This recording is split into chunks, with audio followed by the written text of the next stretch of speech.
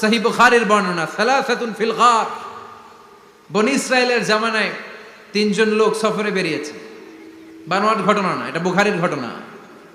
সফরে বেরিয়েছে, মরুভূমির মাঝখানে প্রতিমধ্যে প্রচন্ড তুফান আর বৃষ্টি। বৃষ্টি থেকে বাঁচার জন্য এর একটা পাহাড়ের গুহার ভিতরে ঢুকেছে।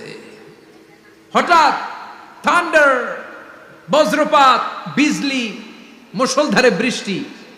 বৃষ্টির পানিতে পিচ্ছিল হয়ে উপর থেকে বিশাল প্রকাণ্ড একটা পাথরের খণ্ড এসে গুহার মুখের মধ্যে আটকে গিয়েছে।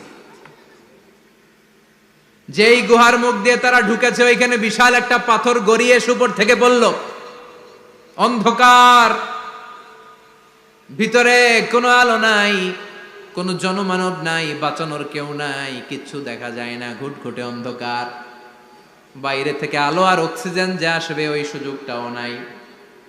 তিনজন বুঝে গেল আমাদের মৃত্যু এখানেই হবে, আমাদের কঙ্কালগুলো শত শত বছর এখানে পড়ে থাকবে, কেউ উদ্ধারের জন্য আসবে না। ঠিক কিনা? বাঁচানোর কেউ নাই, অক্সিজেন যতটুকু আছে কিছুক্ষণ পরে এটাও শেষ হয়ে যাবে।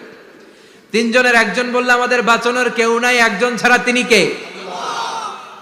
আমাদের তিনজনের জীবনের এমন কোন নেক আমল আছে কিনা যেটা দিয়ে আল্লাহর কাছে দোয়া করা যায়? কার জীবনে কি নেক আমল আছে যেই নেক আমলটা দুনিয়ার কোনো মানুষকে দেখানোর জন্য করা হয় নাই, শুধু করা হয়েছে কার জন্য?